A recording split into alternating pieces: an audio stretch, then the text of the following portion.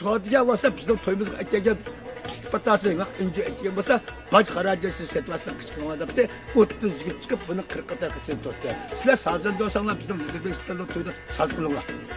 Suadiye varsanlar mal bilen baş haracısı setlasına da biz Suadiye kaçırmayı tosap durumlar dedi. Diğerki kaçırıp ekpartı bunlar toy üstü ekpartı. Yoldan bendegar çok bir medrese bir camba bir medrese beken bu üstteki emekli hukukak bunu konuşanlar ustad beken.